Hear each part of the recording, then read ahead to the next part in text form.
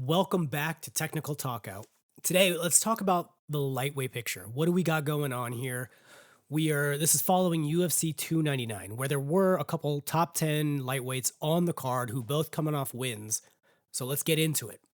Just starting with the headline of that news, Dustin Poirier knocked out Benoit Saint Denis, right? He just flatlined him. We talked about it in the last episode. He put on a hell of a performance. With that said, Benoit is coming up. I think he was on a 5-fight win streak that stopped it. Got stopped by a really nasty stoppage, but that really speaks more to Poirier and that he's not done. You know, he's never lost two in a row, and he was coming off of that big knockout with Gaethje, getting the head kick on him. But regardless, Poirier's not done. Like he's still in contention. So where does that put the rest of the lightweight picture? Like who's on notice now? So for example, at the top, Islam, obviously champ. He hasn't fought since he knocked out Alex, right? And that was Alex coming up from 45 to fight at 55. So with that said, he's kind of ready. He didn't even take any damage in that fight. So he's ready for a fight. If we look through the rest of the top 10, they're all kind of not. I mean, Dustin's the only one not tied up in a fight who can possibly make a June fight. That's 3 months. You know, if he has a 6 or 8 week camp, this gives him some time off. I mean, he didn't take a lot of damage against Benoit, right?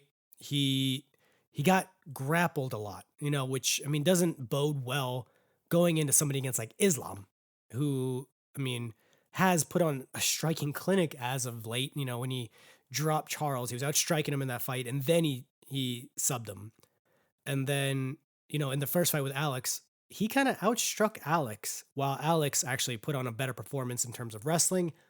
And then in that last fight, obviously, head kick knockout. So he's kind of the only one that's not tied up at the moment that makes sense. So let's go down the list, right? So Islam, champ, UFC rankings, number 1 being Charles, which would make sense if Charles wasn't tied up with a fight with number 4 Armin right now. That's the fight that's down the road, and that kind of like takes 2 of the top 5 out. So the fight with Armin, I think, who's just coming off of a huge win over Benil. Like he knocked him out. He just destroyed him. And the only 2 losses of Armin's UFC career have been one Islam back in 2019, which, a long time ago. And then Mateusz Gamrot got a decision of him over in 2022. So it's been 2 years since then. He's now in a 3-fight win streak. 2 of those by stoppages, with one of them over Benil, who, up until last year, Benil was a massive, he was an underdog. Not an underdog, I'm sorry. He was a dark horse in that division. He was very quiet. I mean, he beat Mateusz, I think on the same card that Islam beat Charles on. So, he was looking great going into that. But with that said, I think it's April 13th is when Charles is, yep. So April 13th, 2024, UFC 300 when Charles and Armin meet. So next month. That's a whole month away. That's a whole month closer to the June limit or June timeframe that Islam wants to fight again in. So that's going to be decisive. And depending how that fight goes, we can possibly not see either of those guys in contention for a long time. I mean, if they go with a 5-round war, I don't even know if this fight's a 5-rounder, but if they go the distance and it's just a brutal fight, I mean, that could put suspensions on them. That could take them out of condition. I mean, Charles obviously has had some issues with injuries during camps. So, I mean, I think he just recently showed off another cut. But here's the thing. If Armin and Charles go 3 rounds and it's just an absolute battle of war, and they both really put it on each other, they're both out for a while. I mean, neither of them would make a June timeframe. So that's a fight I'm looking forward to. It's exciting, but then they're tied up. Islam's still waiting. Now we go to number 2, Gaethje. Obviously, Gaethje's coming off of that knockout win over Dustin, but Gaethje's tied up. Gaethje, he's got, He's on the 2-fight win streak. One of them over Fiziev, which was just a great. It was almost like Benoit versus uh, Poirier, where it's like you have this guy who's been around in the top contention versus somebody who's trying to really vie for that, like a young gun who's trying to come up. And Rafael Fiziev is just an absolute madman on the feet. But Gaethje had a lot more firepower for him. His wrestling, just the experience showed. So, and then he knocked out Poirier with a head kick back in July of last year. So he's been sitting. But the problem is he's got a fight lined up. He's got a fight lined up with, Max Holloway. They got that BMF fight coming up, and that's putting them both on hold. Now, I talked about my reasoning for why I think that fight's happening. Obviously, it's gonna sell. It's gonna sell some fights. It's gonna sell pay-per-views. It's gonna put asses in seats. Two people that they absolutely love, right? You have Gaethje, he is the highlight. He is an absolute monster. Then you have Holloway, who is just a perennial 145 contender. And like I said, in my room, or like what I believe the conspiracy was for 145 was they said, hey, we are not going to let Ilya go through you, because there's the chance that Max he derails the Ilya train, right? That's a big moneymaker for the UFC in Spain and in Europe. So I'm not saying Max would have beat him, but what I am saying is the UFC didn't want to take that chance, but they also didn't want to keep Max waiting. So I think they created this fight to sell tickets. Now, with that said, he's fighting Holloway also at UFC 300. So Arman, Charles, and Gaethje are all on UFC 300. And they're counting Gaethje as a champion, and he's the BMF champion, sure. But there's 3 of the top 5 of the UFC lightweights. So what happens there, right? Even if Gaethje wins, this could just be like a placeholder for him to fight next in line. And it's a hard call because you have Oliveira and Arman. Whatever happens, I mean, all 3 of these guys, even if they take big fights, they're not making a June card. With that said, we move down the list. So number 1 Charles, number 4 Arman are tied up. Number 2 Gaethje is tied up with Holloway. Dustin, number 3, just fought and won by knockout. Again, he didn't take a whole lot of damage. We're in mid-March right now. We're at the Ides of March. And if there's a card at the UFC in June, I don't know the date, but either way, Dustin could probably make that. He could take a month. He could take the month of June, recover. He didn't get beat up a whole lot. He had to make weight. He had to go through a whole camp, but at the same time, the fight wasn't that bad for him. Yeah, he was getting grappled on, but he didn't take a lot of big shots. The fight didn't go on. It was done in the second round. And, let me fix that. Let me just make sure. Yeah, it was a second round knockout halfway through.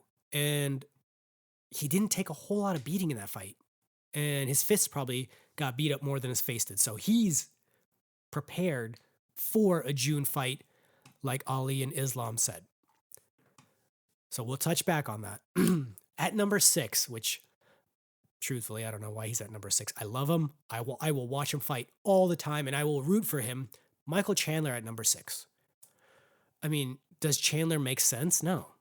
I mean, his last fight, he got choked out by Poirier. And then before that, he knocked out Tony. He hasn't fought since November of 2022. And there's the whole thing with, are him and Conor going to fight? That's another thing we have to take into account. That takes away Chandler from the picture. Not saying he deserves a title shot, but, he can make things interesting. He's an X factor in that division. He's bounced between win and loss, but, he's got the tools to win. That's what, I've always thought that about him. He's got all the tools to win. He's got nasty power. His wrestling's great. He's explosive. He's strong. And he kind of fades through the fight. I mean, but the fight with him and Gaethje, it was Gaethje's fight. The first round was a great fight, but he kind of faded. And when he realized he couldn't knock Gaethje out, when he couldn't even take Gaethje down, the one takedown he almost got on Gaethje immediately reversed. But still, Chandler's out there. So, okay, we move down to number 7, Beneil Dariush, who's coming off of that like stoppage where Arman beat him. And he's on a 2-fight losing streak, both by stoppages. Oliveira stopped him in July or June of last year, and then Arman stopped him in December. So he's got a win over Gamrot in October of 22. So that's good. That's, and I remember watching that fight thinking, holy crap, he survived the storm and he was able to stop the wrestling and he came back and he won that fight. With that said, though, he's not in the picture. He's on a 2-fight losing streak. I don't know if he has a fight booked, but regardless, he's not fighting for a title, and which is kind of a bummer because he was so good. Now, Fiziev is coming off of a 2-fight losing streak as well, but the problem is one of those losses being Gaethje, who just worked him for 3 rounds, in my opinion. And, it was a great back and forth, but Gaethje showed why he's Justin Gaethje. He had, in the hands, he had more firepower. And yeah, Fiziev was, going for the legs and going for the body. But you look at the end of the fight, the body's not showing, the legs aren't showing like they are on Gaethje compared to the face of Fiziev. And the wrestling, the experience, that took it out. And that was a legitimate loss for Rafael Fiziev. Now we go to the last fight, September of 23. They're calling it a TKO KO from Gamrot for a win, but he got injured. Fiziev got injured. We have no idea how the fight would have played out. Regardless, he's coming off of 2 losses. So then we go to, and here's where it starts getting like really far-fetched. Dan Hooker, right? Dan Hooker, who's now 8th in the lightweight division, he's got a 2-fight win streak. And his only really win is countable as like Jalen Turner, which Jalen Turner is actually number 10. So I'm sorry, Fiziev's 8, Hooker's 9, Jalen's 10. So there's your top 10 right there. And Jalen Turner has got a fight against Bobby Green. Or no, my apologies. I don't know if that fight ever happened. But either way, Jalen Turner's not getting a title shot. Then we move past the 10, where we have Benoit, who's coming off of a loss. We have Dos Anjos, who's coming off of the loss to Gamrot. He's on a 2-fight losing streak as well. And then we kind of just move down to Renato Moicano, Bobby Green, and Drew Dober, right? Drew Dober has already lost to the champ. He lost to Moicano right just last month. So if we want to have a June fight for a June fight for Islam, like Islam and Ali both said, October is when Volkanovski got head kicked by Islam. Islam's ready. He's sat for about 6 months now. He wants the June fight. Great. The only person that's available is Dustin Poirier. He's the only person that makes sense. Does that mean Dustin Poirier is worthy of the shot? No, but the UFC hasn't always worked off of who's worthy, right? So, as long as I don't give it to Conor, that would just make me shut the TV off. I wouldn't even buy that one. I'd look at the results later, but come on. Who am I kidding? I'm lying. I'd buy it. But Islam, his only option for a fight, if he does not want to wait any longer, is Dustin Poirier. Now, I think that fight goes probably as bad as Poirier versus Khabib, because I think Islam's got better striking. I think on the feet, Islam is better than Khabib, right? He's shown it. He's head kicked. He's dropped people with punches. He's got better striking on the feet than Khabib did. Now, I think Khabib is a much better pressure fighter. I think he was better at the takedowns. I think he was better in grappling. It kind of evens out to where I think they're the same fighter. Regardless, I think the level of grappling Islam had is better than probably Benoit, who we just saw what he did to Dustin. Now, the X factor in those fights is Dustin Poirier got hands. He can make the difference with one punch. And that's the thing. We even, I feel like that happened in the Khabib fight too. He clipped Khabib and chased him down. Like, there was, if I remember correctly, there was a good punch from Dustin where Khabib started backing up. He has that power. He has that. He can lose. He can fight, 3.5 rounds, 4.5 rounds, or 2.5 rounds, or 4.5 rounds, and still win. He's got that, like, that power, and that boxing is so good. So that's an X factor in that fight. Now, if I'm a betting man, I'm putting my money on Islam. It makes sense. It's the smart bet. It's the better thing to do. But the only person that can fight is Dustin. If there is a June fight that Islam wants.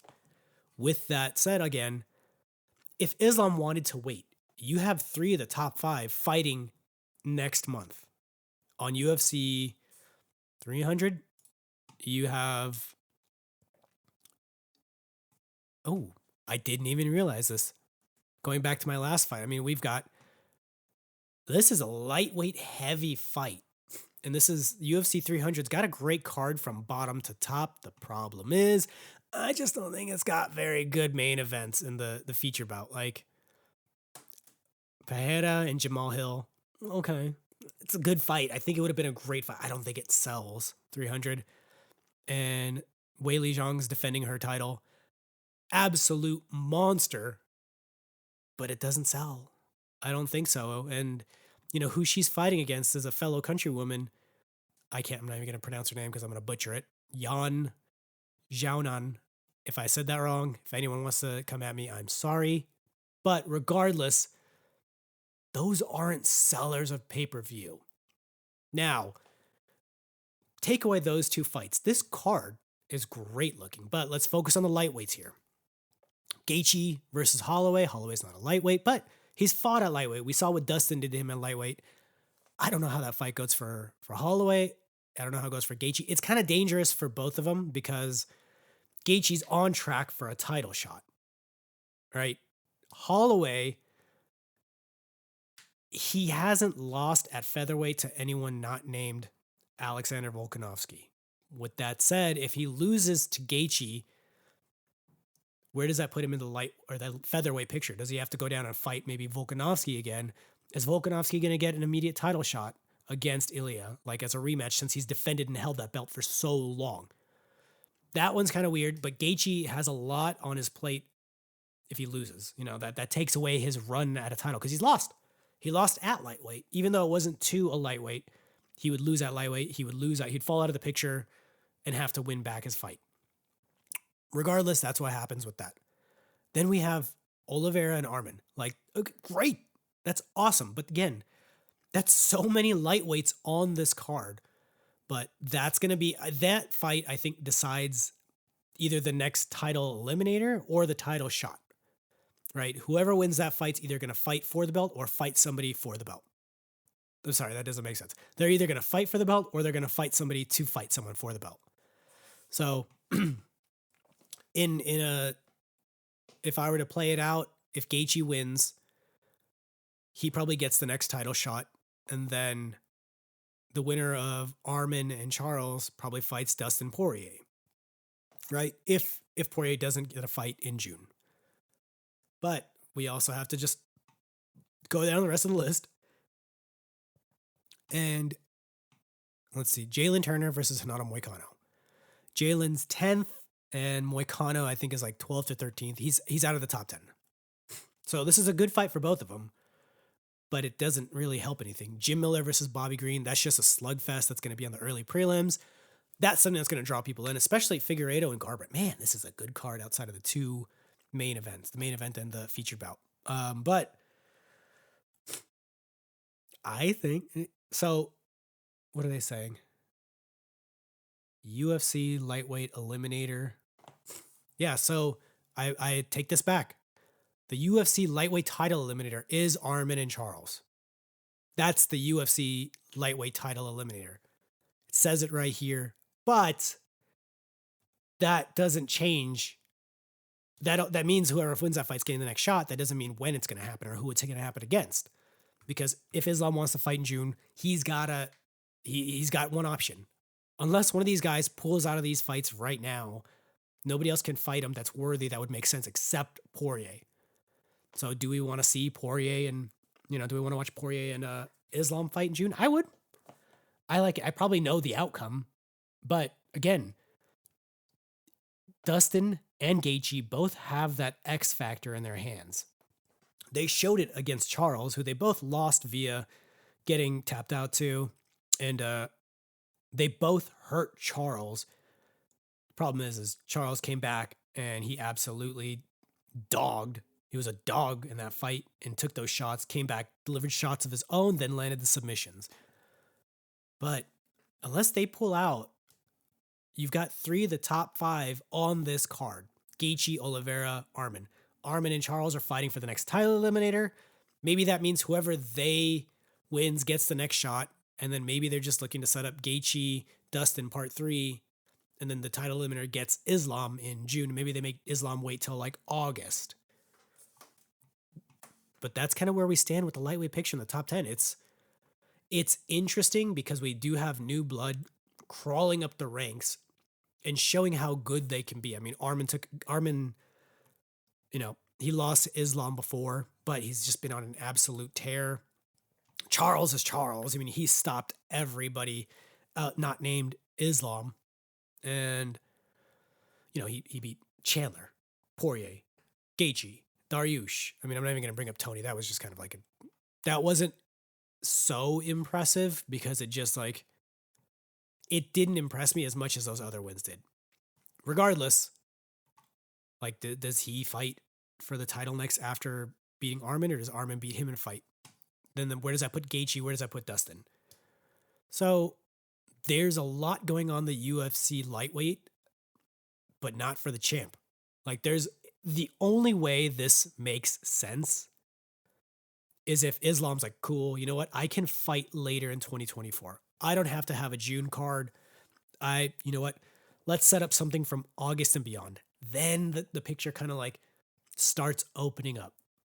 If he wants to fight in August, good. That gives everyone on this card time to rest up and heal. Regardless, it kind of like gets the lightweight picture back moving again. Because then we can have the champ from the title eliminator. We could have Gaethje versus maybe the loser of that title eliminator fight. You have Poirier back in the picture. So there's a lot that can happen as long as Islam is okay with fighting in the later half of or even the later quarter of 2024. But if he wants a June fight, Poirier is the only one that makes sense. Islam called for it. His manager called for it. Poirier sells fights, and coming off of a knockout like that, his stock is up again. It's just Poirier is who he is. He's never not been Dustin Poirier. He's never not been the diamond. And regardless of the losses he's taken, he's always come back strong. And this is really, I think, his last shot. If Islam wants a June fight, this is his last shot to get a title is with Poirier. This is it. I think if Islam wants a June fight, Poirier gets it. This is it. If he doesn't win, he's probably just going to be a journeyman fighter. Not saying that in a bad way, but in a way of he's always going to be in the top. He's always going to be the one that these tough contenders have to go through until he retires. But yeah, I mean, he's had his chances, and outside of being an interim champ, a fight in June with Islam is the only way he gets it. I don't know if he beats Charles in a rematch. I don't know if he beats Arman. I don't know if he beats Justin in a third fight, right? But this is it. This works out in Dustin's favor. So that's what we're looking at here with the lightweight title picture. It's exciting. I'm excited. I think this is a great thing for the division. Next month is kind of holding up a lot of the top 5, but I mean, it'll work itself out. We'll really get some good answers by making them all fight on the same card. We can have a clear picture. Even if Islam takes the June fight with Dustin, we'll have a clear picture after, UFC 300. If Gaethje wins, great. That still puts him up there. And then Arman and Charles wins. Okay, great. But whoever the loser of that fight is still going to be in contention. So I think we have a lot going on for the UFC lightweight picture. I'm excited. I'll talk to you again soon. Thanks for listening. This has been Technical Talk Out.